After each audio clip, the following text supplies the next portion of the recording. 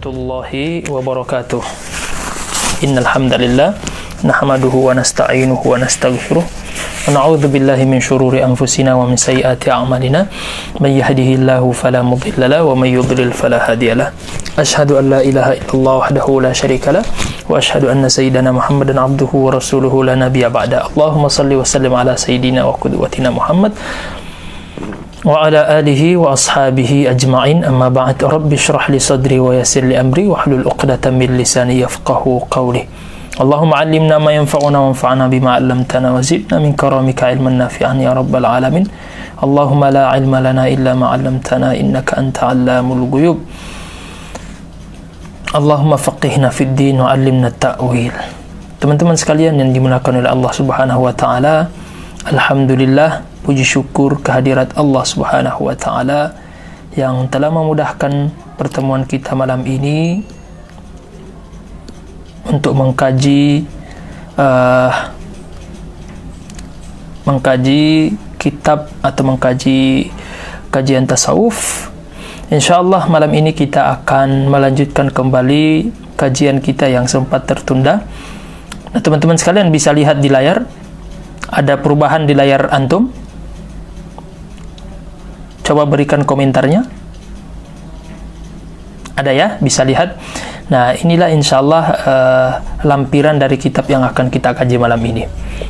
Nah, teman-teman sekalian yang dimuliakan oleh Allah Subhanahu wa taala, sebelum kita memulai kajian kita, di antara adab kita kepada guru-guru kita, kemudian kepada masyayikh dan alim ulama, yaitu kita senantiasa mendoakan mereka. Jadi teman-teman sekalian, mari kita luangkan waktu sejenak untuk membacakan Al-Fatihah kepada imam kita, Imam Ghazali. Mudah-mudahan keberkahan baik ilmu beliau dan juga keberkahan beliau sebagai seorang alim ulama wali Allah Subhanahu wa taala bisa kecipratan kepada kita semuanya, khususnya murid-murid, para santri dan semua teman-teman yang ikut belajar mengkaji kitab beliau. Ila ruhi sayyidina wa imamina Imam Ghazali, lahu al-Fatihah. A'udzu billahi minasyaitonir rajim. Bismillahirrahmanirrahim. Alhamdulillahi rabbil alamin arrahmanir rahim maliki yaumiddin. Iyyaka na'budu wa iyyaka nasta'in. Ihdinas siratal mustaqim siratal ladzina an'amta 'alaihim ghairil maghdubi 'alaihim. Nah, teman-teman sekalian yang dimuliakan oleh Allah Subhanahu wa taala, insyaallah kita melanjutkan kembali kajian kita.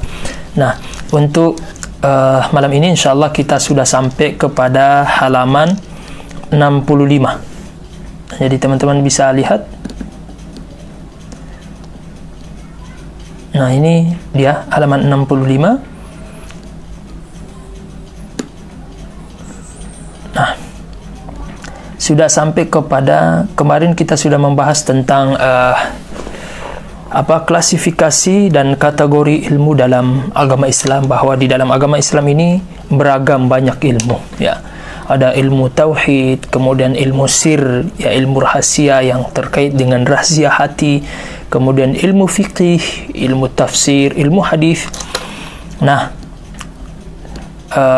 hari ini insyaallah Imam Ghazali akan menuntun kita ilmu apa saja yang wajib dipelajari oleh seorang murid, seorang yang ingin atau menginginkan atau berhijrah dan ingin dekat dengan Allah Subhanahu wa taala. Jadi apa saja kewajiban terkait dengan kewajiban dia dalam menimba menuntut ilmu, ilmu apa saja yang wajib untuk dia ketahui, wajib dia pelajari, sehingga benar-benar menjadi ilmu yang bermanfaat bagi dia, yaitu dalam menuntun dia menjadi seorang murid, seorang ahli suluk dalam bertasawuf. Nah, Imam Ghazali insyaallah akan menuntun kita malam ini kepada ilmu yang wajib untuk kita ketahui bersama sebagai seorang murid yang menginginkan ridha dari Allah Subhanahu wa taala. Nah, apa saja ilmu tersebut? Nah, ini dia teman-teman sekalian. Kita bisa lihat ya. Qala al-Ghazali rahmatullah alaihi fa in qulta. Beliau sudah masuk kepada ilmu yang hendak kita pelajari, karena di sebelah kiri sini teman-teman bisa lihat ya, di sebelah kiri kan ada Jadi pembahasannya ma yata'ayyanu ma'rifatahu min hadhil ulum, ya, atau terjemahannya adalah ilmu apa saja yang wajib untuk kita pelajari bersama, ya, pada hak seorang atau hak seorang penuntut ilmu, seorang murid. Nah, kata beliau, fa in qulta فهل يفترض علي أن أتعلم من علم التوحيد ما أنقض به جميع ملل الكفر وألزمهم حجة الإسلام وأنقض به جميع البدع وألزمهم حجة السنة. Nah, di antara teman-teman sekalian, di antara kelebihan kitab Imam Ghazali ini, dan memang ini di antara kekhususan yang dimiliki oleh seorang Imam Ghazali. Makanya beliau diberikan gelar Hujjatul Islam, karena perkataan beliau itu argumentatif, ya. Setiap pendapat yang beliau utarakan itu benar-benar menjadi hujjah, ya, bagi siapapun yang menginginkan dalil. Maka setiap perkataan yang dikeluarkan oleh Imam Ghazali itu benar-benar hujjah, ya, dalil. Bahkan saking ajaibnya Imam Ghazali ini rahmatullah alaihi, beliau, ya, ketika sedang berdiskusi, berdialog dengan lawan bicaranya, ya, beliau mampu mendatangkan dalil-dalil mukhalif, ya, dalil-dalil lawan diskusinya yang tidak diketahui oleh lawan diskusinya itu.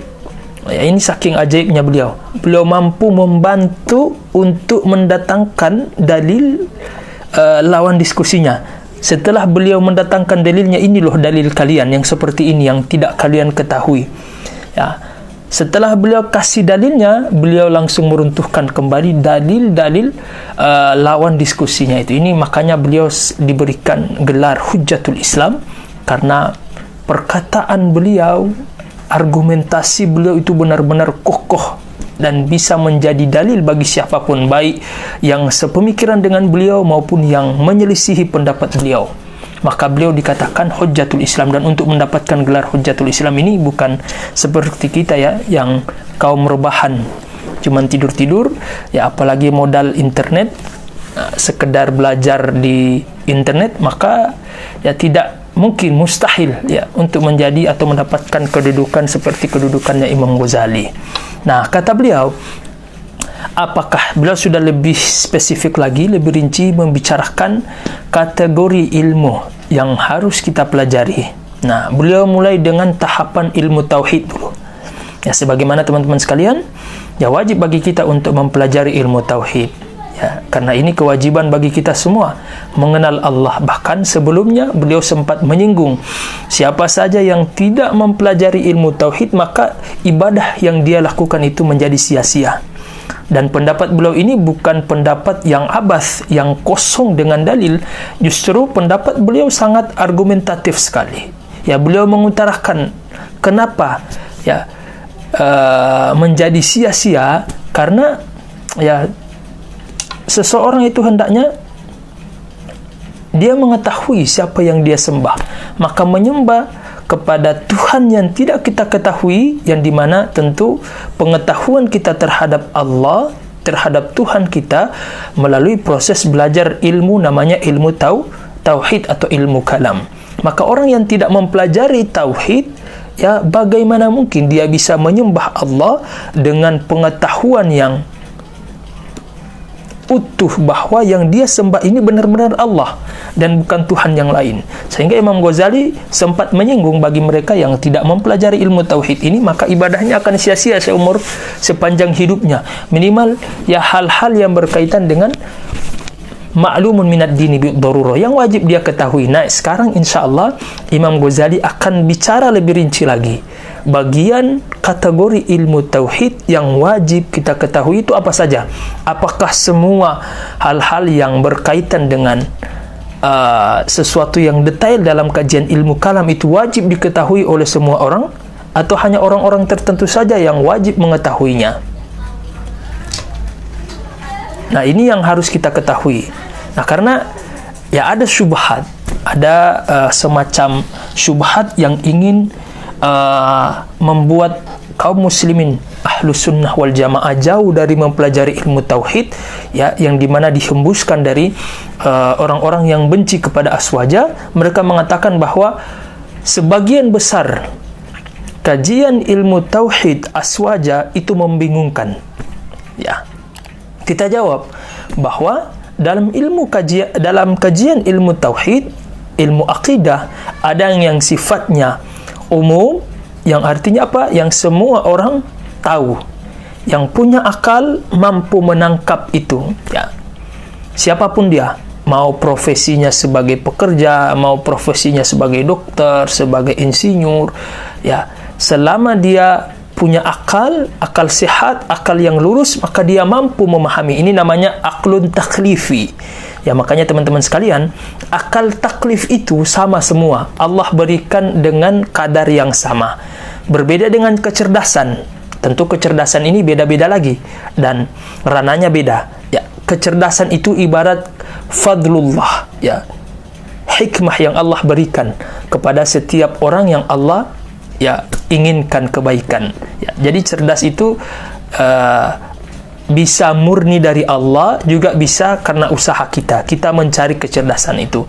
Tapi untuk akal taklifi, kemampuan memahami, ya, khitab doktrin dari Allah itu sama semuanya, ya. Baik yang awam, ustadznya, alimnya, sama semuanya punya kemampuan untuk menangkap hal-hal yang sifatnya doktrin yang maklumun minad dini bid-darurah, yang semua orang itu wajib tahu.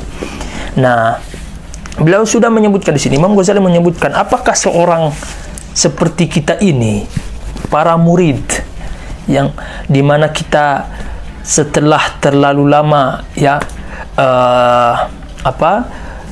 bergelimang dosa, terlalu jauh kita melangkah di dunia ini sehingga kita lupa akan kewajiban kita dan kita memutuskan untuk bertobat kepada Allah, maka apa saja yang harus kita pelajari untuk membantu kita agar bisa wusul ilallah, bisa sampai kepada dekat dengan Allah. Nah, beliau sudah menyebutkan secara rinci, ya, kategori ilmu tauhid yang wajib kita ketahui, yang wajib kita pelajari. Di sini beliau singgung, apakah, ya, saya, ya, seolah-olah beliau sedang berdiskusi dengan diri beliau sendiri. Apakah saya harus mempelajari semua hujjah-hujjah, ya, baik hujjahnya orang kafir untuk, ya, agar memaksa mereka bisa masuk Islam, atau saya mempelajari hal-hal yang detail yang berkaitan dengan hujjahnya ahli bid'ah sehingga saya bisa menegakkan hujjah sunnah kepada mereka. Kata Imam Ghazali, tunggu dulu, mari simak sama-sama. Nah, kata Imam Ghazali, fa'lam, ketahuilah wahai para murid yang menginginkan kebaikan, kata beliau, fa'lam anna hadza fardun 'alal kifayah. Nah, spesifikasi yang beliau sebutkan secara rinci di atas, yaitu yang berkaitan dengan hujjah, mengajak orang-orang kafir untuk masuk Islam, berdiskusi dengan mereka, berdialog dengan mereka, menegakkan hujjah aqliyah dan hujjah-hujjah yang bersifat tafsil rinci, dan juga melawan hujjah-hujjah, mempelajari hujjah-hujjah ahlul bid'ah, kemudian mengkonter mereka dengan dalil sebaliknya. Kata beliau, ini semua hukumnya fardu kifayah, ya, fardu kifayah. Beliau lanjutkan, wa innama yata'ayyanu 'alaika ma tusahhihu bihi i'tiqaduka fi usuluddin la ghair. Kata Imam Ghazali, yang tadi itu yang kita sebutkan, yang berkaitan dengan bagaimana supaya orang kafir itu bisa tertarik dengan Islam dengan dialog, ya, diskusi, kemudian berjidal dengan mereka, ya, ini semuanya, kata beliau, fardu kifayah. Hukumnya mempelajari hal-hal yang rinci seperti ini itu sifatnya fardu kifayah. Fardu kifayah itu apa? Ya, fardu yang mewakili. Artinya kalau sudah ada sebagian sekelompok kaum muslimin yang mendalami ilmu-ilmu di atas ini, maka gugurlah kewajiban tersebut pada diri kita. Contoh yang lain misalnya, profesi dokter. Ya, dokter ini hukumnya fardu kifayah. Tidak semua orang itu wajib menjadi dokter. Sama seperti tidak semua orang itu wajib menjadi ustadz. Tidak perlu menjadi ustadz semuanya, ya. Ini hukumnya fardu kifayah. Kalau sudah ada ustadz, silahkan cari bidang lain yang dimana kita punya potensi di situ dan kita niatkan. Ya, kalau kita sudah bertobat kepada Allah, kita niatkan bahwasanya dengan ilmu ini, dengan profesi ini, insya Allah saya akan berkhidmat untuk umat, berkhidmat untuk Islam. Jadi untuk masuk surga, teman-teman sekalian, itu banyak pintunya. Ya, luas sekali pintunya untuk memasuki surganya Allah. Bahkan Imam Ibnu Athaillah Al-Iskandari, kata beliau dalam kitabnya Al-Hikam, ya, suluk itu tergantung profesi seseorang. Tidak semua orang harus menjadi ahli tasawuf yang berkaitan dengan rincian, di mana berkaitan dengan rahasia hati. Tak perlu, ya. Suluk itu bisa kita lakukan kapanpun dan dimanapun sesuai dengan profesi kita. Seorang penuntut ilmu, kata Imam Ibnu Athaillah, suluknya adalah mengajar. Seorang dokter, suluknya adalah berkhidmat untuk para orang-orang yang sakit. Pengusaha, suluknya apa? Membangun, menggerakkan ekonomi, ya, dengan tujuan supaya orang-orang Islam bisa kuat ekonominya, bisa tidak terjajah oleh kapitalis dan juga sekte-sekte sesat yang berkaitan dengan ekonomi. Nah, juga selainnya. Jadi teman-teman sekalian, untuk menjadi wali-wali Allah, orang-orang yang dekat dengan Allah, tidak mesti harus menjadi ustadz semuanya, tidak mesti harus menjadi ulama semuanya, ya. Justru kalau kita semua hari ini menjadi ustadz, kemudian kita melalaikan posisi-posisi yang tadi, yang seharusnya ada di antara kaum muslimin yang mewakili kita, kemudian kita melalaikan, seperti kedokteran, kemudian ekonom, politikus, maka justru kita semua akan berdosa. Ya, kita semua akan berdosa dikarenakan kita belum menggugurkan kewajiban sebagai fardu kifayah yang seharusnya ada di antara kita yang mendalami profesi tersebut, ya, berharap agar bisa berkhidmat untuk kaum muslimin. Maka kata Imam Ghazali, fa'lam anna hadza fardu 'alal kifayah. Yang beliau sebutkan tadi yang berkaitan dengan ilmu-ilmu rinci dalam ilmu tauhid, maka itu semuanya, kata beliau, mendalami itu semuanya fardu kifayah. Adapun yang wajib bagi kita apa? Innama yata'ayyanu 'alaika ma tusahhihu bihi i'tiqaduka fi usuliddin. Adapun bagi kita yang wajib, ta'yinu 'alal 'aini, wajib bagi kita, ya, masing-masing bagi kita yang wajib itu adalah sekedar bisa memperbaiki akidah kita. Apa saja itu? Ya, kata beliau di sini yang berkaitan dengan usuluddin. Usuluddin itu, teman-teman sekalian, ya, iman kepada Allah, iman kepada malaikat, iman kepada nabi, kepada kitab, kepada hari akhir dan takdir. Ini namanya usuluddin. Nah, usuluddin ini ada juga kaitannya dengan ilmu kalam atau ilmu tauhid yang dasar. Ya, yaitu sebagaimana yang sering kita ulang bahwa ini namanya ilmu usuluddin. Nah, ilmu kalam atau ilmu tauhid adalah bagaimana kita menyederhanakan keyakinan kita yang berkaitan dengan usuluddin dengan logika kita agar kita bisa terima sebagai manusia, agar menambah keyakinan kita kepada Allah. Itu namanya ilmu tauhid. Adapun yang 6 tadi yang kita sebutkan, itu namanya usuluddin. Apakah cukup meyakini usuluddin ini dengan sekedar dalil-dalil naqliyah? Kita katakan cukup kalau di daerah kita tidak ada sekte-sekte sesat, tidak ada orang-orang nyeleneh. Tapi hari ini, ya, jangankan di kampung kita, Kita buka HP saja sudah full dengan aliran sesat, pemikiran-pemikiran yang dapat menyesatkan akidah kaum muslimin, termasuk keyakinan yang mengatakan Allah bertempat, Allah bertubuh, Allah punya wajah, punya mata, yang dimana kesemua ini keyakinan mereka, keyakinan yang sesat, yang dimana mereka meyakini bahwa Allah bertubuh, Allah bertempat, dan sebagainya. Maka kewajiban kita sebagai seorang murid ini, kata beliau, wa innama yata'ayyanu 'alaika ma tusahhihu bihi i'tiqaduka. Maka perbaiki akidah kita, ya, pelajari sifat 20, ya, karena memang yang wajib bagi kita adalah mempelajari sifat 20. Karena ini selaras dengan perkataan beliau. Agar apa tujuannya? Ma tusahhihu bihi i'tiqaduka. Dengan mempelajari akidah 20, maka keyakinan kita bisa terselamatkan dari paham-paham yang menyesatkan. Di antara adalah yang mengatakan Allah bertempat, Allah berarah, Allah berwajah, dan keyakinan sesat lainnya. Nah, ini yang wajib bagi kita untuk kita ketahui. Nah, teman-teman sekalian, sekarang menjadi pertanyaan, apakah mempelajari ilmu akidah ini hari ini menjadi sesuatu yang penting? Ya, karena seolah-olah memang ada narasi. Ya, hari ini tuh ada narasi dari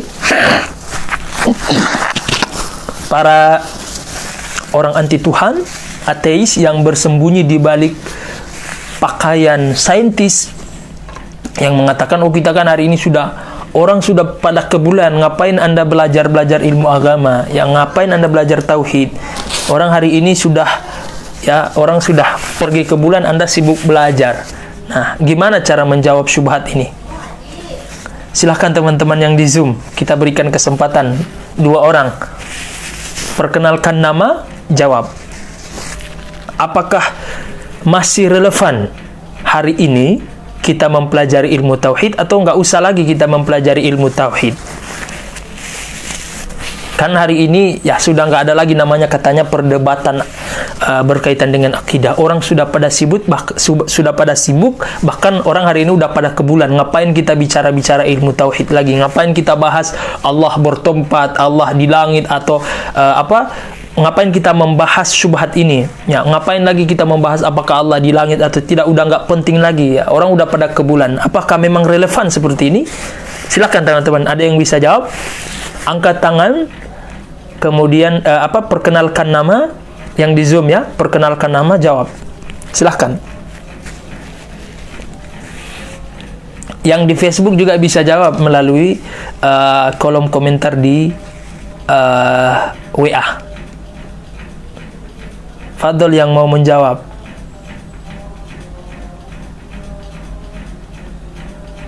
Kayaknya nggak ada, ya. Yang di Zoom, mana nih suaranya yang di Zoom? Kita jawab, ya.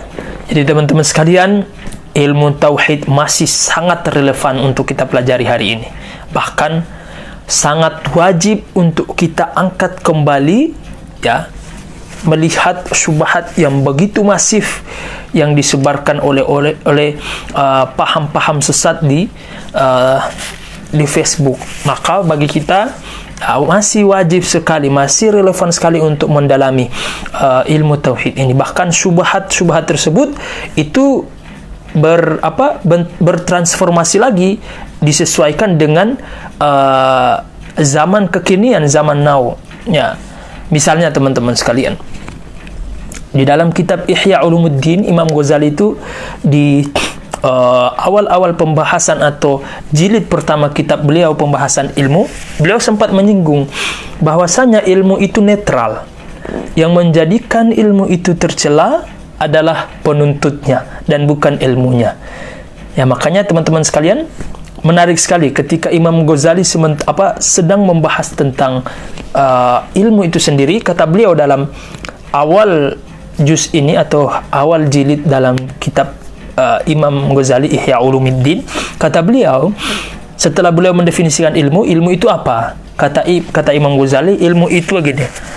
Sebelum beliau sampai kepada satu kesimpulan bahwa ilmu itu netral, kata beliau, definisi ilmu itu adalah ma'rifatus syai' ma kana atau ma huwa bihi. Yang menarik sekali teman-teman sekalian. Kata beliau, ilmu itu adalah ma'rifatus syai', pengetahuan kita terhadap sesuatu dan yang berkaitan dengannya. Nah, beliau tidak menyinggung tentang hal-hal yang sudah masuk kepada spesifik. Beliau mengatakan dari definisi ini, sekedar pengetahuan kita terhadap sesuatu itu namanya ilmu. Ya, ilmu. Dan ilmu ini sangat netral. Artinya apa? Ya, tidak ada namanya ilmu putih, tidak ada namanya ilmu hitam. Semua ilmu namanya netral. Yang menjadikan ilmu itu putih, ya ini bahasa daerah ya. Bahasa daerah atau istilah orang Sulawesi untuk menunjukkan kepada bahwa ilmu hitam itu misalnya seperti ilmu perdukunan. Jadi kata Imam Ghazali, jadi sebenarnya ilmu itu netral. Nggak ada namanya ilmu hitam, nggak ada namanya ilmu putih. Ilmu semuanya netral. Yang membuat dia jadi hitam, yang membuat dia jadi putih adalah penuntutnya. Ya, setelah itu beliau berikan contoh dari definisi ini. Kata beliau, ilmu itu akan menjadi tercela karena 3 hal, kata beliau. Jadi, selama 3 hal ini nggak ada, maka ilmu ini netral. Ya, kapan ilmu ini tercela? Kata beliau, yang pertama, ketika ilmu itu membahayakan penuntutnya dan juga orang lain. Jadi, kapan ilmu itu menjadi hitam? Kapan menjadi tercela? Adalah ketika ilmu yang kita pelajari mendatangkan mudarat, mendatangkan kerusakan baik bagi diri kita maupun orang lain. Beliau kasih contoh, berikan contoh. Apa itu? Kata beliau, contohnya ilmu sihir. Ilmu sihir itu sebenarnya, kata beliau, fi dzatihi, ilmunya itu nggak ada tidak ada kaitannya dengan haram halal, nggak ada, dia netral. Tapi ketika dia disalahgunakan oleh penuntutnya, maka ilmu itu menjadi tercela, bahkan menjadi haram ya untuk dipelajari. Makanya para ulama kita termasuk Imam Ar-Razi radhiyallahu taala anhu ketika ditanya, "Bagaimana pendapatmu tentang ilmu sihir?" Apa kata jawab beliau? Beliau berikan jawaban dengan praktek. Beliau menulis ya salah satu ilmu atau kitab yang sampai sekarang belum kita dapati, artinya belum ditemukan. Mudah-mudahan kita berharap di kemudian hari ada para ulama kita yang bisa menemukan karya besar beliau ini. Jadi beliau menulis ya ilmu sihir.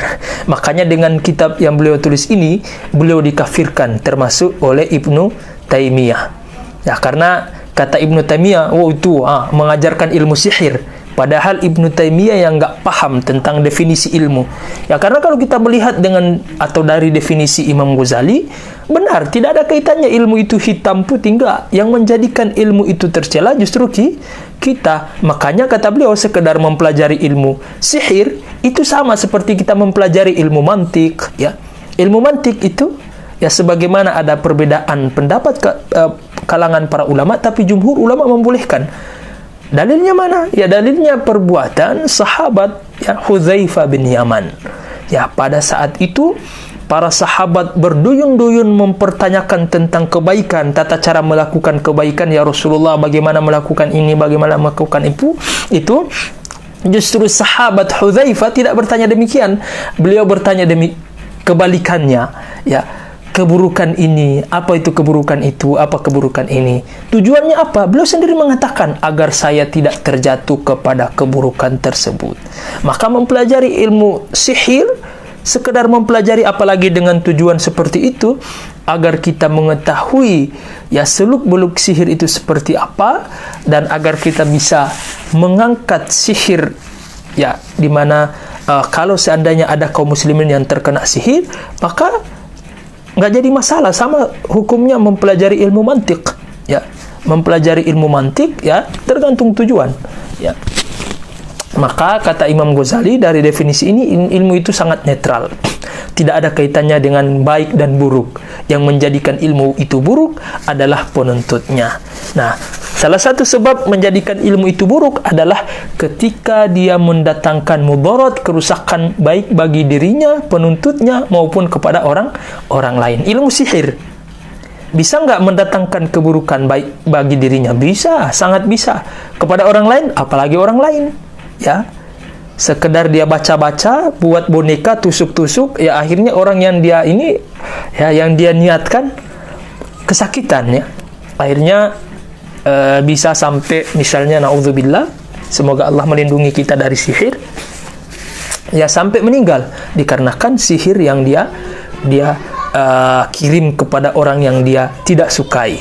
Yang kedua, kata Imam Ghazali, ilmu itu akan menjadi tercela ketika, kata Imam Ghazali, ilmu itu akan menjadi tercela ketika dia bisa merusak diri kita, ya, bisa merusak diri kita. Ini sempat saya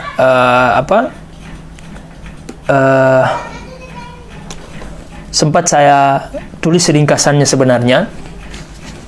Jadi kata Imam Ghazali, salah satu di antara ilmu itu menjadi tercela adalah ketika ilmu itu mendatangkan kerusakan untuk diri kita. Beliau kasih contoh, beliau berikan contoh ya, dalam kitab Ihya Ulumuddin itu kata beliau apa? Contohnya adalah ilmu nujum. Ilmu nujum tahu ya teman-teman? Ilmu perbintangan. Nah kata beliau, ilmu perbintangan ini sebenarnya tidak ada kaitannya dengan baik dan buruk. Bahkan para sahabat dahulu itu mempelajari ilmu nujum, yang dimana hari ini orang-orang Wahabi, terutama juga Syekh Ibnu Taimiyah mengharamkan mempelajari ilmu nujum, ya.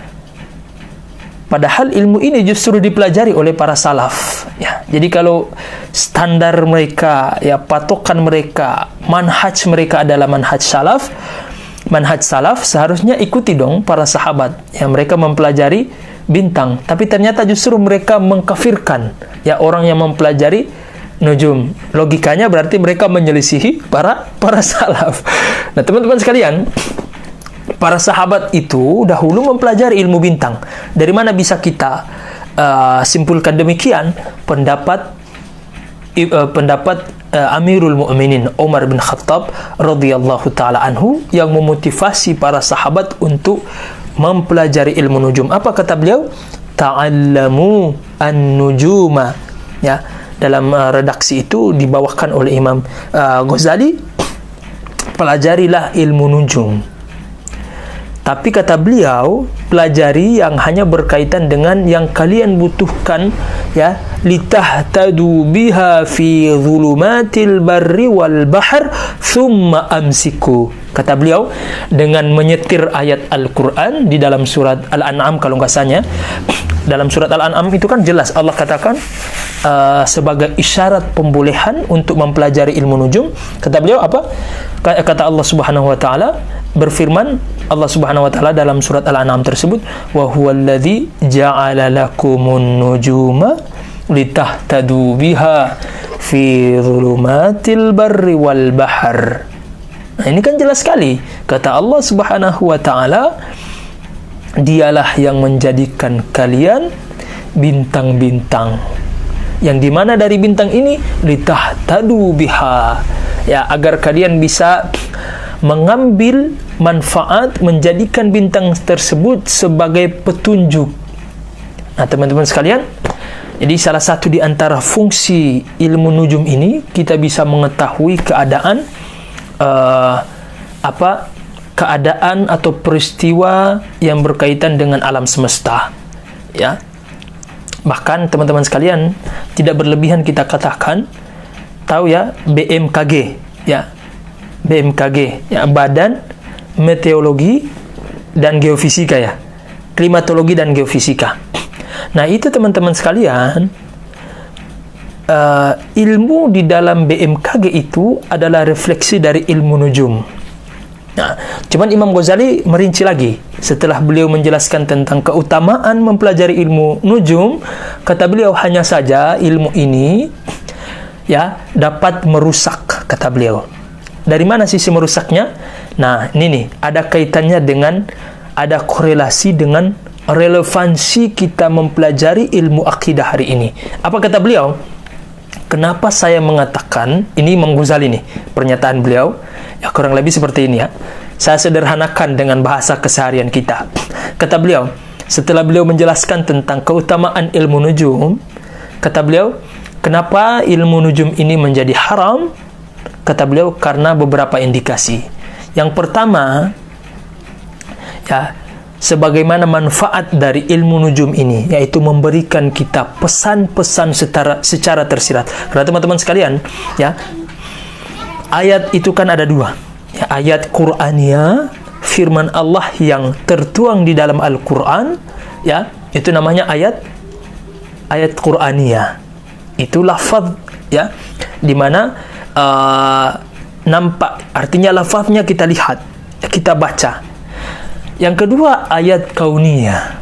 Lafaznya tidak nampak, tapi bisa dibaca oleh orang-orang yang dicintai oleh Allah, orang-orang khusus yang diberikan kelebihan oleh Allah Subhanahu wa taala, yaitu orang-orang yang mendalami ilmu nujum, dan juga orang-orang ahli akidah, dan juga para wali-wali Allah, kekasih-kekasih Allah. Nah, dari letak nujum-nujum yang ada di langit, letak bintang itu, ya, ada pesan-pesan tersirat yang Allah berikan kepada kita. Justru ayat-ayat kauniyah inilah ayat-ayat yang setiap hari berinteraksi dengan kita, mengirim kita pesan, tapi karena hati kita terlalu banyak maksiat sehingga terhijab, ya, nggak bisa kita baca firman Allah kauniyah tersebut, ya, sehingga, ya, kita saat, ya, tidur-tidur misalnya, kita santai-santai, tiba-tiba besoknya banjir, gempa bumi, ya, kita lalai dari firman Allah yang sifatnya kauniyah. Kenapa tidak kita bisa baca? Karena hati kita terlalu kotor oleh maksiat dan dosa, sehingga kita Allah hijab. Allah tidak bisa menampakkan, ya, pesan-pesan kauniyah, pesan-pesan tersirat tadi yang Allah kirimkan setiap hari kepada kita melalui nujum, bintang-bintang tadi. Nah, ini setelah Imam Ghazali menjelaskan kelebihan mempelajari ilmu nujum, beliau katakan salah satu efek negatif, ya, yang menjadikan ilmu nujum ini tercela adalah, yang pertama, dikhawatirkan, kata beliau. Nah, hari ini juga relevan, teman-teman sekalian, subhanallah, ya, kita bisa juga membaca bagaimana pemikiran Imam Ghazali yang sangat luar biasa. Beliau memprediksikan sesuatu yang belum terjadi, bahkan mungkin masih sedikit di zaman beliau. Bayangkan beliau hidup di tahun berapa? Ya, 500-an Hijriah, tapi sudah bisa memprediksi yang akan terjadi di masa datang, di masa yang akan datang, dan hari ini kita rasakan. Ya, kata beliau, kenapa ilmu nujum ini menjadi tercela? Karena begini, kata beliau, sebagaimana manfaatnya tadi, bahwa orang yang mempelajari ilmu nujum ini bisa atau akan diberikan kemampuan untuk membaca kejadian alam semesta, baik itu bencana alam, ya, gempa bumi, dan juga pesan-pesan yang lain yang tidak bisa dibaca oleh kebanyakan orang, kata beliau.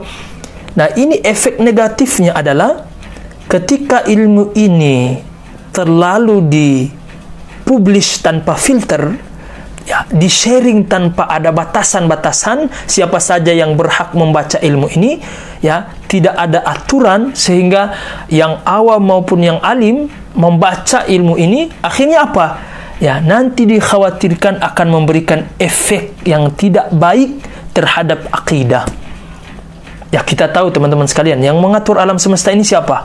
Allah. Ya. Maka bahkan ini diantara kekhususan Allah, ya, tauhid rububiyah, ya, adalah semuanya berfokus kepada pengaturan alam semesta yang berkaitan dengan af'alullah.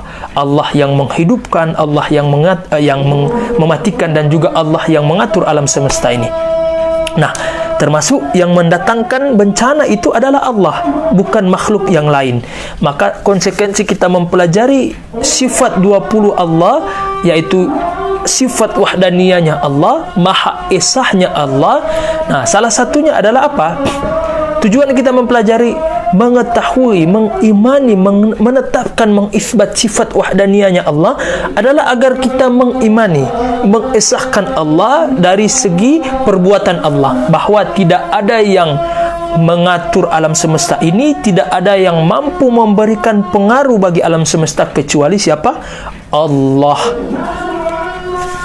Nah, maka ilmu nujum ini yang tadinya sifatnya hubungannya adalah ilmu yang berkaitan dengan sabab musabab, sebab akibat, itu kan sebenarnya nggak jadi masalah. Teori kausalitas itu diterima dalam akidah kita. Hanya saja penerimaan kita pada teori kausalitas sebab musabab, ada keyakinan di balik itu bahwa semuanya itu yang berlaku atau semua yang mengatur sebab dan akibat itu adalah Allah. Ya, memang ada sebab akibat. Api itu ya tidak ada asap kalau tidak ada api. Ya, api itu akibatnya membakar. Ya, tapi tidak melulu dia membakar. Itu hanya sebab akibat yang dalam artian ittifaqiyah, yang selalu tapi tidak setiap saat. Ya, justru dalam tatanan sejarah, dalam kisah Nabi Ibrahim, justru Allah membuktikan bahwa ya sebab akibat ini hanya salah satu di antara ilmu yang tidak sampai kepada tahapan keyakinan. Dia hanya sekedar ilmu yang bisa berubah. Artinya teori yang bisa berubah. Ya, di mana Allah langsung membuktikan bahwa api terkadang tidak bisa membakar. Ketika Nabi Ibrahim dilemparkan ke dalam api, Nabi Ibrahim tidak terbakar. Nah, inilah penerimaan kita kaum muslimin ya terhadap teori sebab dan akibat, kausalitas, tidak menghilangkan substansi dari akidah kita sebagai orang mukmin yang meyakini kemahaesaan Allah, bahkan pada af'alullah, perbuatan Allah. Nah, kata Imam Ghazali, hanya saja ya ini ilmu nujum ini dapat memberikan efek negatif. Negatifnya di mana? Nah, ini nih, orang awam ketika kita suguhkan dengan ilmu nujum, ya, kita setelah membaca misalnya, bintang ini di sini, bintang ini di sini. Kita katakan, kita sampaikan kepada orang awam besok akan terjadi banjir. Dan memang demikian, namanya ilmu sebab akibat kan seperti itu. Ya. Maka ketika kita sampaikan kepada orang awam mungkin 1-2 kali, ya itu belum mempengaruhi akidah dia. Ya mungkin ya sekedar ya yang dia tahu ini hanya sekedar informasi belaka. Ya 1-2 kali mungkin masih biasa-biasa. 3 kali, 4 kali maka akan merubah perspektif dia. Ya seolah yang memberikan yang memberikan bencana bagi alam semesta, yang menjadikan sebab banjir, sebab longsor adalah bintang. Sehingga dari keyakinan ini tentu bahaya sekali bagi akidah. Maka kata Imam Ghazali, dengan kita kaitkan bahwa ilmu akidah hari ini justru masih sangat relevan untuk kita pelajari karena yang seperti ini. Maka kata Imam Ghazali, disinilah titik merusaknya ilmu nujum. Maka yang wajib kita pelajari adalah yang dapat meluruskan keyakinan kita, termasuk yang seperti ini. Maka insya Allah ya teman-teman para santri yang di Darul Hikmah, insya Allah ya termasuk yang masih istiqamah dalam mempelajari atau menjadi hamba-hamba yang ingin dekat dengan Allah, yaitu dengan mempelajari apa yang wajib untuk kita pelajari dalam ilmu akidah dengan berbasis kitab, yaitu kitab Aqidatul Awam yang sudah yang sudah ditakar oleh para ulama kita, bahwa ilmu ini atau kitab ini sangat cocok sekali bagi kita untuk masa atau dengan konteks hari ini, kekinian. Nah, maka teman-teman sekalian, kita lanjutkan.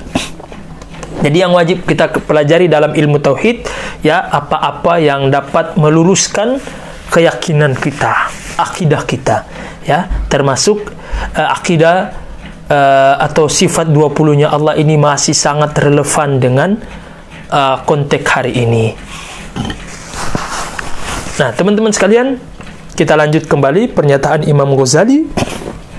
Wa kadzalika la yata'ayyanu 'alaika ma'rifatu furu'i ilmi tauhid wa daqa'iqihi. Nah, Imam Ghazali mengatakan begitu juga tidak wajib bagi kalian atau bagi kita, bagi Anda mengetahui yang berkaitan dengan furu' ilmu tauhid wa daqa'iqihi. Nah, furu' cabang-cabang dalam ilmu tauhid. Contoh seperti perdebatan para ulama kita, ulama-ulama Asy'ari dengan ulama-ulama Hanabila yang berkaitan dengan apakah semua sepakat, ya, para ulama kita sepakat bahwa Allah itu berbicara, ya, walaupun ini sangat detail sekali, ya, makanya para ulama kita tidak menyarankan kita untuk mempelajari rincian ini. Cukup kita mengetahui bahwa Allah itu berbicara, dan Allah berbicara tidak seperti makhluk. Kalau makhluk berbicara butuh suara, butuh lafaz, ya, adapun Allah tidak membutuhkan itu semua. Nah, hanya saja sebagian Hanabila yang mutasyaddid, ya, terjatuh kepada syubhat ini. Walaupun keyakinan mereka meyakini bahwa Allah itu berbicara, dan berbicaranya Allah tidak seperti makhluk. Ini sudah cukup untuk mengatakan atau menilai akidah mereka bahwa apa yang mereka yakini sama dengan yang diyakini oleh ahlu sunnah wal jamaah. Hanya saja sebagian Hanabila dan ahlul hadis terlalu masuk kepada hal-hal yang tidak perlu untuk mereka masuk atau mereka ketahui. Seperti apa? Seperti itu, ya, yang berkaitan dengan apakah Allah berbicara butuh lafaz, butuh suara. Nah, sebagian mereka terjatuh pada sini. Walaupun kita katakan ini hal-hal yang berkaitan dengan rincian yang sangat detail dalam perkara akidah yang tidak perlu untuk kita bahas. Juga sebagaimana perbedaan di antara para ulama kita, ya, apakah Allah itu bisa dilihat di akhirat atau tidak, ya, semua ulama kita sepakat. Ahlu sunnah wal jamaah meyakini bahwa Allah bisa dilihat, ya, karena sesuatu yang ada itu pasti bisa dilihat, ya, tapi penglihatan kita kepada Allah itu tidak di dunia, tapi nanti di akhirat. Oh, bukan, maaf. Perdebatan para ulama terkait apakah Nabi melihat Allah ketika di Isra Mi'rajkan oleh Allah. Nah, itu perdebatan yang berkaitan dengan furu' dalam ilmu tauhid. Nah, maka yang seperti ini, kata Imam Ghazali, tak perlulah kita ketahui. Ini sifatnya cabang, yang dimana ini porsinya orang alim, para ulama kita. Maka yang seperti kita ini orang awam tak perlulah untuk masuk terlalu dalam yang berkaitan dengan daqa'iq, rincian dalam ilmu tauhid.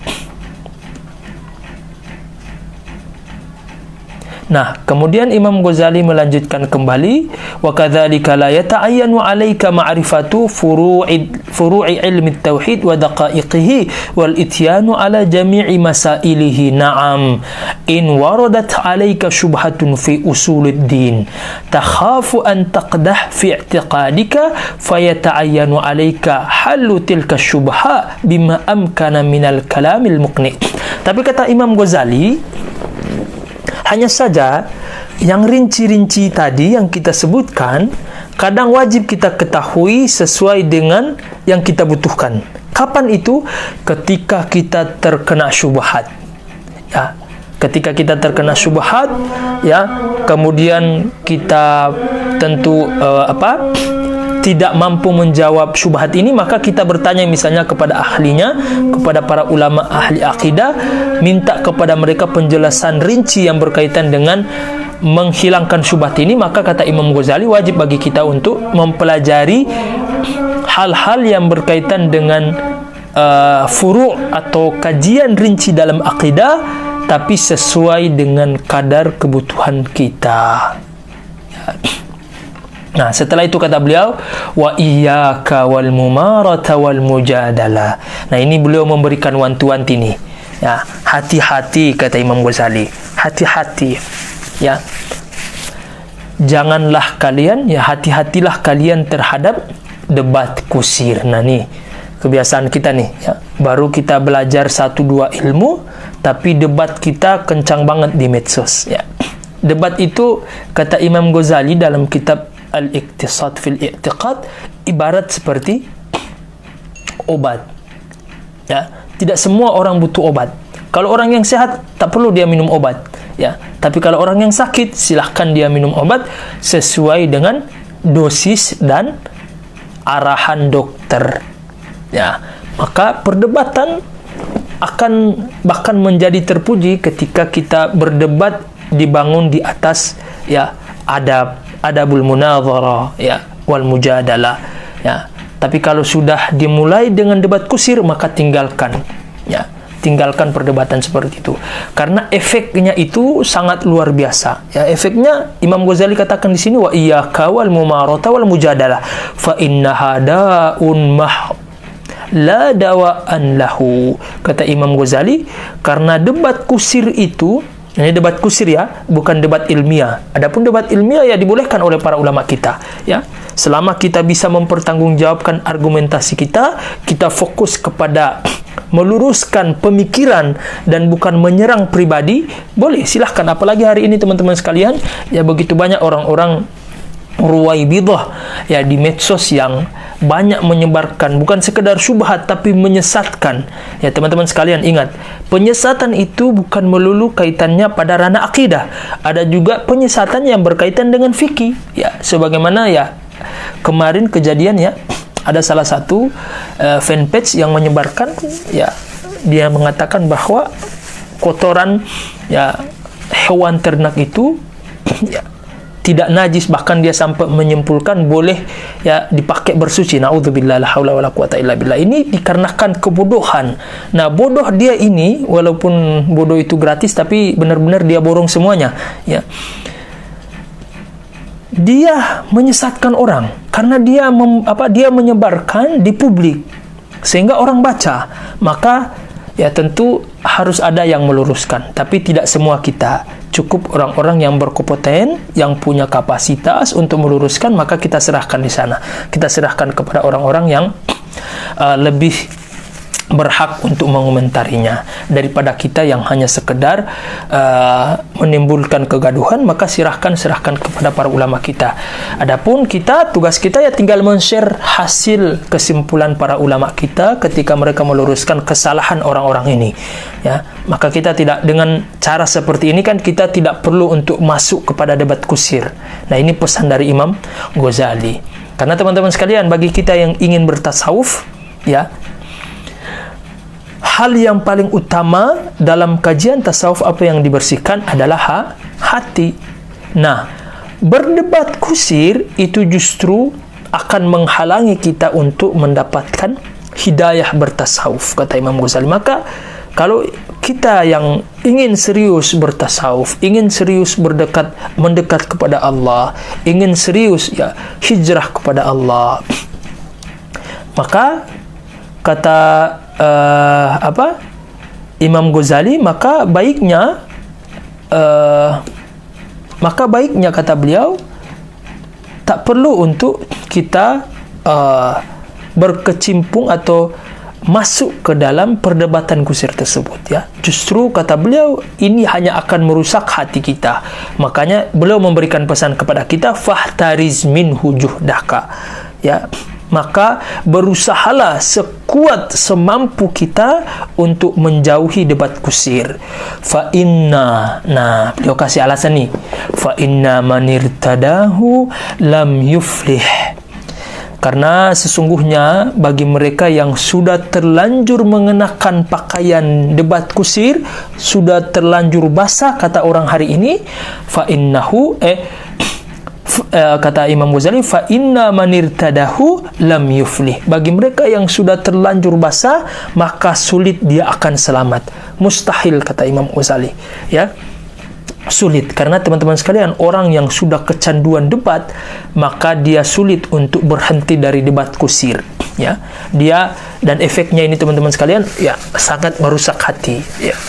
Terutama, ya, merusak hati kita, yaitu menganggap semua orang itu salah dan kita yang paling benar, kemudian melihat orang dengan kacamata merendahkan, ya. Dan juga efek-efek dari efek negatif perdebatan atau debat kusir. Dan kita tidak mau menerima pendapat orang lain. Ini kan diantara efek-efek negatif dari debat kusir. Nah, maka bagi kita untuk bagi teman-teman yang ingin fokus kepada kepada tasawuf, maka hati-hati, berusaha sekuat kita untuk menjauhi perdebatan kusir, ya. Adapun debat ilmiah itu kan bukan tugas kita, ya, tugas para ulama kita, serahkan kepada mereka, ya. Kata Imam Ghazali, ya, obatnya cuma satu. Kalau ingin, bagi mereka yang sudah terlanjur memakai pakaian perdebatan itu, apa kata beliau? Ya, orang yang sudah terlanjur, ya, asyik dengan debat kusir, ya, tidak akan selamat, kata beliau, kecuali illa an yataghammadahu Allah ta'ala birahmatihi wa fadlihi wa lutfihi. Kata Imam Ghazali, sangat kecil peluang orang yang bisa selamat dari penyakit debat kusir ini, kecuali rahmat dan kasih sayang Allah. Maka dari itu teman-teman sekalian, hati-hati dengan debat kusir, ya. Kalau sekedar debat kusir, berhindar, ya, hindar semaksimal mungkin. Kecuali ada beberapa hal yang ingin kita konfirmasi, ingin kita luruskan, silahkan.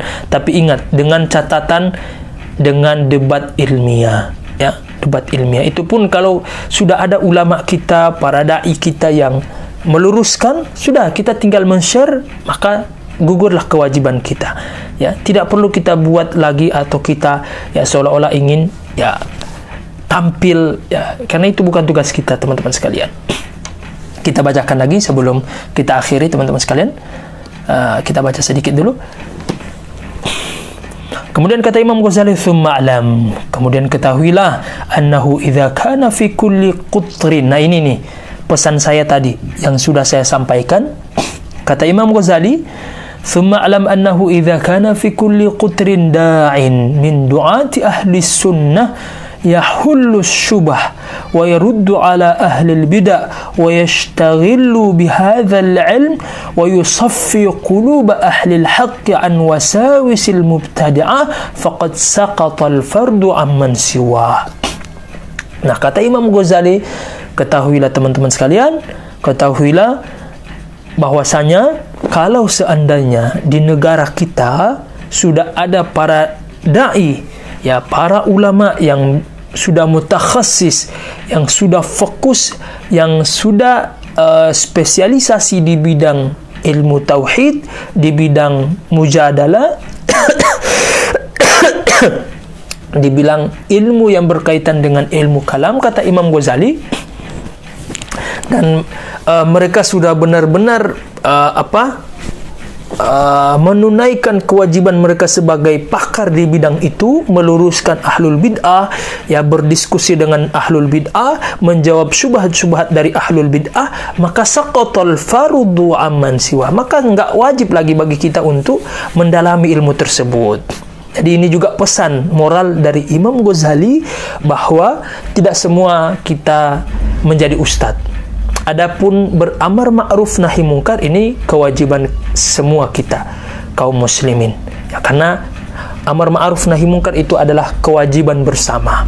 Adapun kewajiban bersama setiap fardu, setiap pribadi kita, ya, karena teman-teman sekalian, kata Rasulullah sallallahu alaihi wasallam, ya, kullu ra'in, atau bagaimana, kullu ra'in mas'ulun an ra'iyatihi. Ya, setiap pemimpin, dan kita ini adalah pemimpin, ya, setiap kita adalah pemimpin, ya, setiap kita adalah pemimpin, ya, dan kita akan mempertanggungjawabkan apa yang kita perbuat. Nah, bagi mereka yang kepala rumah tangga yang sudah berkeluarga, maka mereka menjadi pemimpin dari keluarga itu. Bagi seorang ummahat, seorang ibu yang sudah mempunyai atau memiliki anak, dia akan menjadi pemimpin bagi anak-anaknya. Maka setiap pemimpin kita akan dimintai pertanggungjawaban, kita akan diminta pertanggungjawaban dengan kepemimpinan kita. Maka ini hadis ya sebagai spirit bagi kita untuk melakukan amar ma'ruf nahi mungkar. Adapun untuk hal-hal yang detail seperti ini, maka tidak wajib bagi kita.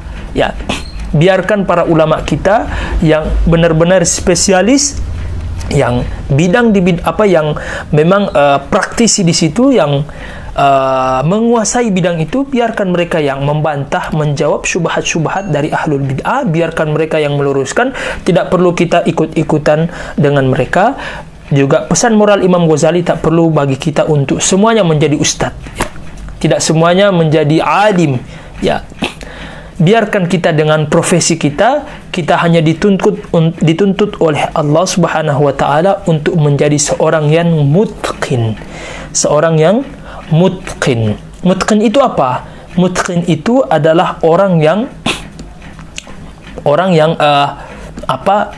menguasai di bidang itu. Profesional dan juga proporsional, ya, itu namanya mutqin. Maka silahkan kita menjadi orang yang mutqin dalam bidang kita masing-masing. Kalau kita yang sudah terlanjur menjadi dokter, kemudian kita ingin berhijrah kepada Allah, jangan keluar menjadi orang biasa, terus jadi seorang dokter, ya.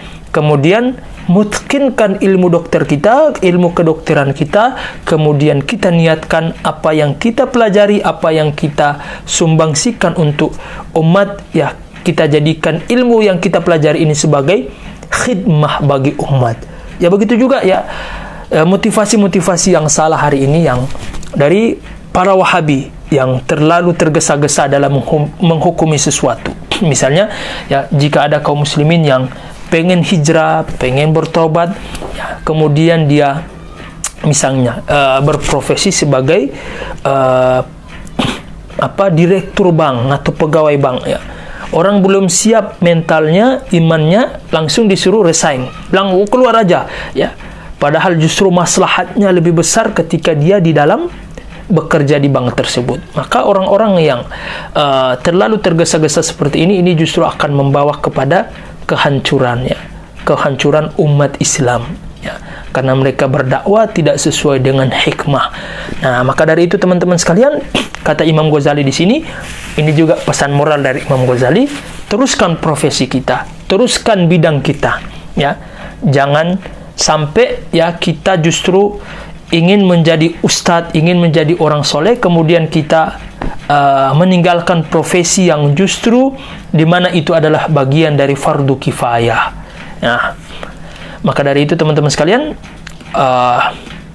ini sebagai pesan moral dari Imam Ghazali untuk kita mempelajari apa yang kita butuhkan yang berkaitan dengan agama Islam. Sekedar, ya, bisa menjawab syubhat atau bisa kita pakai untuk mengamalkan atau beramal keseharian kita, membantu dalam amaliyah kita keseharian, maka itu yang wajib untuk kita pelajari. Adapun yang sifatnya detail, furu, maka tidak wajib bagi kita untuk kita ketahui. Nah, itu dulu teman-teman sekalian, atau kita lanjut dulu, ya, kita ambil sampai di bawah ini. Kita baca, wa kadzalika la yalzamuka min ma'rifati daqa'iqi ilmi sir wa jami'i syarhi ajaibil qalbi. Nah, ini beliau singgung juga bahwa tidak semua orang itu harus jadi wali. Dalam artian tidak semua kita untuk mengetahui hal-hal yang sifatnya detail dalam ilmu tasawuf. Cukup hal-hal yang membantu kita untuk semangat dalam beribadah, maka sudah cukup bagi kita untuk mengetahui yang itu. Adapun yang detail yang berkaitan dengan masalah hati, ya, maka tidak perlu. Kata beliau di sini, wa ma yalzamuka fi'luhu, yang justru yang wajib bagi kita untuk kita ketahui adalah ilmu ikhlas. Ya, bagaimana kita supaya hati kita bisa ikhlas dalam beribadah. Kemudian alhamd, ya, bagaimana kita menjadi seorang hamba yang pandai bersyukur kepada Allah, wa syukur, dan juga bertawakal, ya. Ilmu tawakal ini semua justru yang wajib untuk kita ketahui. Dan juga lawan dari ilmu ini, seperti lawan dari amalan hati ini. Ikhlas lawannya riya, maka harus kita pelajari lawan-lawan dari ilmu hati ini. Wa kadzalika la yalzamuka ma'rifatu sa'iri abwabil fiqh. Sebagaimana juga kata Imam Ghazali, tidak wajib bagi kita untuk mengetahui semua perkara dalam fikih, kata beliau, baik itu yang berkaitan dengan jual beli dan juga kontrak mengontrak, juga nikah, wa talaq wal jinayat, dan juga hukum-hukum jinayat. Wa innama kullu dzalika fardun 'alal kifayah. Karena semua tadi yang disebutkan oleh Imam Ghazali ini, jual beli, kontrak, nikah, perceraian, itu semua hanya tugasnya para fuqaha, para alim ulama yang memang dari awal mereka sudah menyibukkan diri mereka dengan mempelajari ilmu-ilmu ini. Adapun bagi kita yang sudah terlanjur berkecimpung dengan ilmu yang lain, ilmu yang sifatnya tidak ada kaitan dengan agama, maka tidak perlu untuk kita mengetahui yang detail seperti ini. Cukup kita ketahui yang kita butuhkan untuk ibadah dan sebagian hal-hal yang berkaitan mungkin dengan yang akan kita yang akan kita dalami sebagai profesi, misalnya jual beli, ya. Maka kita sebagai seorang bisnismen wajib mempelajari yang berkaitan dengan jual beli, ya, agar kita tidak terjatuh kepada dosa-dosa dalam jual beli. Nah, itu dulu teman-teman sekalian yang bisa saya sampaikan hari ini. Kita sampai kepada ini dulu. Sampai di sini aja ya. Kita ambil lagi sekedar ini. Ada hal yang penting untuk kita ingatkan dari pesan Imam Ghazali, fa in qulta hadzal qadru min ilmi tauhid hal yahsulu bi nadharil insan min ghairi muallim. Nah, beliau menyinggung juga ini, bagus, ini penting bagi kita. Nanti insyaallah kita lanjutkan pekan depan, 2 pekan lagi ya, karena pekan depan kita membahas usul fikih. Nah, ini kata Imam Ghazali. Nah, tadi kita udah ketahui kategorisasi atau kategori-kategori ilmu yang wajib kita pelajari, ya, apa saja kadarnya seperti apa. Nah, sekarang kata beliau, apakah cara kita mempelajari ilmu ini? Apakah sendiri atau membutuhkan guru? Nah, kata Imam Ghazali, fa'lam, ketahuilah, annal ustadza fatihun wa musahilun. Ya, beliau mengkiaskan, ya, guru itu seperti sosok guru itu seperti kunci, ya, kata beliau, ya, seolah-olah beliau mengatakan kalau ilmu itu ibarat seperti pintu-pintu, maka seorang atau sosok ustadz murabbi itu adalah seperti kunci. Dialah yang akan membantu kita untuk membuka pintu itu, ya. Maka layak bagi kita yang ingin mempelajari, yang ingin dekat dengan Allah Subhanahu wa taala, kita sudah memutuskan untuk hijrah kepada Allah, maka selayaknya hijrah kita dibimbing oleh seorang guru, seorang mursyid, seorang murabbi. Karena dari kehadiran gurulah yang akan membimbing kita, ya, yang mungkin menurut kita baik tapi ternyata tidak baik, ya, menurut guru kita. Maka perbanyak berkonsultasi dengan guru kita, perbanyak kita mulazamah, belajar, suhbah, ya, mendampingi guru kita, ya. Karena ilmu ini butuh sosok guru yang memudahkan bagi kita untuk memahami ilmu-ilmu di atas. Jadi ilmu di atas itu tidak cukup untuk kita pelajari secara otodidak, tapi kita butuh bimbingan guru. Betapa banyak hari ini kesalahan-kesalahan yang terjadi akibat spirit motivasi yang salah, ya, dari para da'i yang kurang bijak, yang mengatakan, oh silahkan, hari ini kan sudah ada Al-Quran dan terjemahan hadis, silahkan langsung rujuk kepada Al-Quran dan hadis. Ya, mereka menyangka seolah, ya, merujuk kepada Al-Quran dan hadis itu semudah membalikkan telapak tangan, ya. Padahal teman-teman sekalian, justru sebagaimana kata para ulama kita, al-hadithu mudhillatun illa lil fuqaha. Hadis-hadis itu dapat menyesatkan kecuali bagi para fuqaha. Maka ini pesan dari Imam Ghazali yang mengatakan kepada kita, ya, jangan sampai kita belajar otodidak. Ya, karena siapa yang belajar tanpa guru, maka gurunya adalah syaitan. Maka ya penting bagi kita untuk berguru, ya. Berguru, ya. Kita saja mau mengotak-atik motor, kita butuh pembimbing. Kita mau fitness, butuh pembimbing. Kita mau jadi seorang dokter, butuh dosen pembimbing. Apalagi kita ingin menjadi hamba Allah, ya, kita ingin dekat dengan Allah, maka kita lebih membutuhkan sosok seorang guru yang dapat membimbing kita setiap langkah pilihan dan juga kewajiban-kewajiban kita sebagai seorang hamba. Maka dari itu teman-teman sekalian, ya, ini dulu yang bisa saya sampaikan. Mudah-mudahan apa yang saya sampaikan hari ini bermanfaat bagi kita semuanya dan bisa kita praktekkan, amalkan dalam kehidupan sehari-hari kita, agar kita bisa lebih dekat lagi dengan Allah dan bisa meraih predikat hamba Allah Subhanahu wa ta'ala. Tapi itu dulu teman-teman sekalian yang bisa saya sampaikan. Mudah-mudahan bermanfaat. Bagi teman-teman yang ingin bertanya di Zoom, silahkan. Kita berikan kesempatan mungkin 1-2 menit dari sekarang. Langsung buka mikrofonnya, perkenalkan namanya, dan silahkan langsung bertanya. Fadhal, kita berikan waktu 1-2 menit.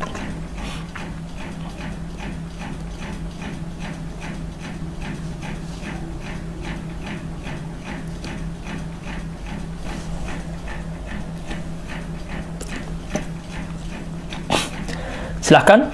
Kalau teman-teman malu misalnya bertanya langsung, bisa lewat chat di Zoom. Fadhal, silahkan.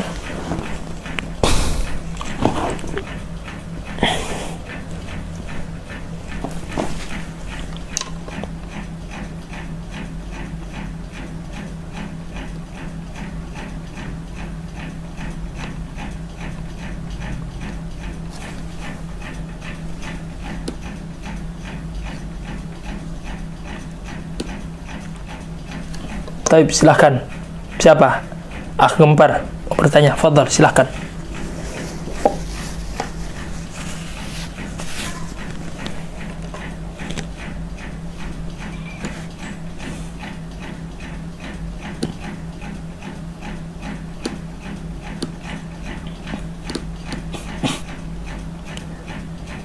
Berarti nggak ada pertanyaan, ya? Kalau Taib, silahkan. Fadhal.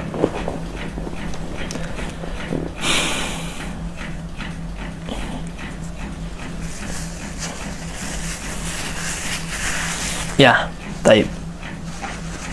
Jadi itu ungkapannya Imam An-Nawawi rahmatullah alaihi, yang dimana kata beliau, kada ihya ulumuddin, ya, yakunul Quran. Ya, kata beliau, saking gembiranya beliau ketika dihadiahi dan diberikan kitab Ihya Ulumuddin, dan beliau muthala'ah, ya, beliau sampai kepada kesimpulan bahwa hampir saja, ya, Ihya Ulumuddin ini menjadi Al-Quran. Ya, ini tentu perkataan ini masih sangat masih sangat umum sekali, ya, untuk kita menentukan dari sisi apa ini kesamaan, ya, hampir-hampir sama dengan Al-Quran. Apakah dari sisi hujjahnya atau dari sisi spiritnya? Karena memang kita tahu Al-Quran itu adalah kitab obat untuk tazkiyatun nafas, untuk mengobati penyakit hati. Maka ini kalau kita lihat dan kita korelasikan dengan genre tulisannya Imam Ghazali pada Ihya Ulumuddin ini, yang dimana lebih kepada tasawuf, maka bisa kita katakan kesamaan tersebut dari sisi bahwa sama-sama mengobati penyakit hati, ya, sama-sama punya punya fokus yang sama, yaitu sama-sama membersihkan hati. Maka kata Imam Nawawi, yang dimana kita tahu bersama bahwa jadi kecenderungan Imam Nawawi ini, teman-teman sekalian, beliau termasuk sufi, seorang sufi, yang dimana genre tasawuf beliau ini mirip-mirip Imam Ghazali dan Imam Junaid. Makanya Imam An-Nawawi ini punya kitab namanya Bustanul Arifin, yang pernah kita bahas walaupun belum tuntas. Jadi kata para ulama kita, ketika beliau menulis ini, beliau ingin, ya menyampaikan pesan kepada para pembaca bahwa ya tarikat yang beliau ikuti adalah caranya Imam Ghazali dan Imam Junaid, di mana penekanan tasawuf mereka itu lebih kepada amaliyah. Ya, tasawuf itu bukan sekedar teori. Walaupun kita katakan ini dari segi pembagian tasawuf, ya ada tasawuf yang falsafah, yang dimana para imamnya adalah seperti Imam Al-Hallaj, kemudian Laila Majnun, Ar-Rumi, Ibnu Arabi, ya Al-Farabi. Ya, mereka ini semua para ulama-ulama yang sufi tapi dengan corak filsafat tasawuf falsafah, yang dimana lebih kepada penekanan kepada dzauq, rasa.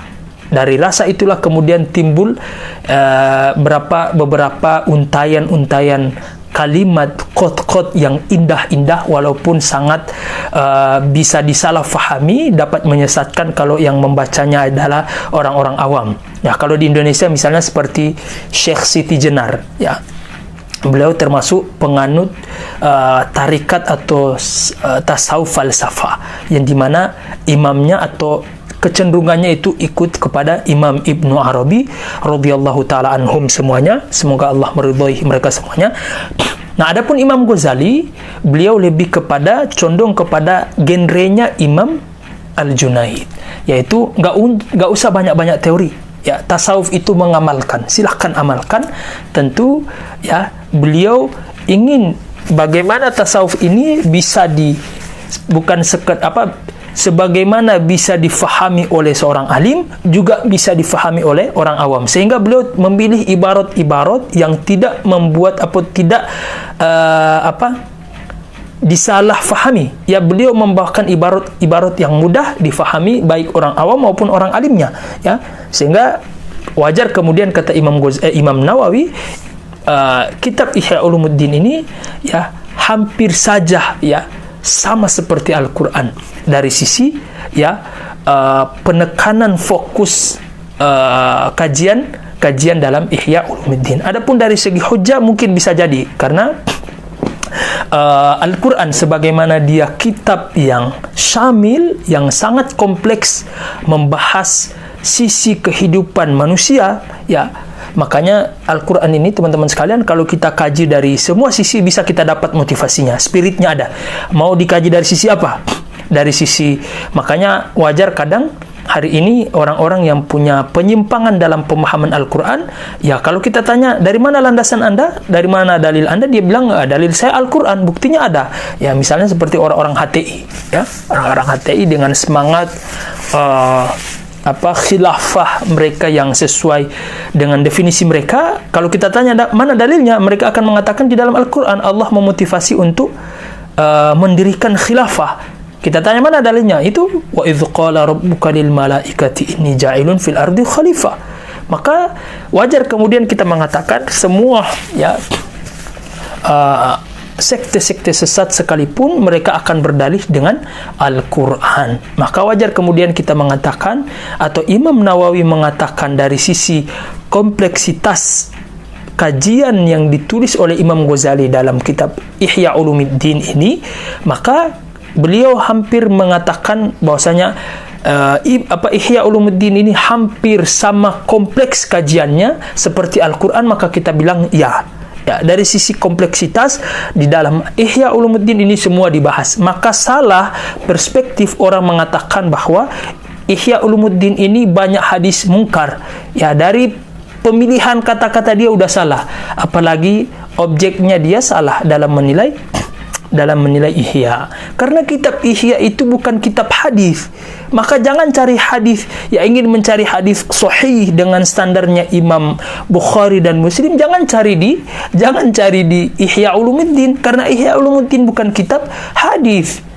Maka salah orang mengatakan, apalagi Wahabi ya ingin menjauhkan umat dari kitab Ihya ini, mereka ya memfitnah, mento'an, ya, menusuk kaum muslimin dari belakang agar menjauhkan kaum muslimin dari kitab yang sudah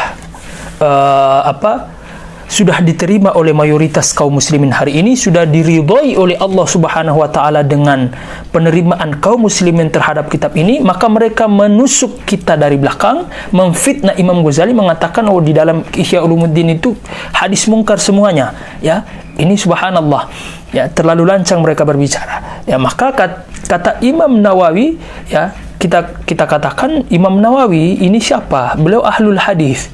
Ya, masa iya Ihya Ulumuddin semuanya hadis mungkar, kemudian dikatakan oleh Imam Ghazali, Imam Nawawi, keadaannya kunal Quran, hampir-hampir saja menjadi seperti Al-Quran. Ya, maka kita akan mengatakan bahwa Imam Nawawi ini berarti berbohong dong. Ya, subhanallah.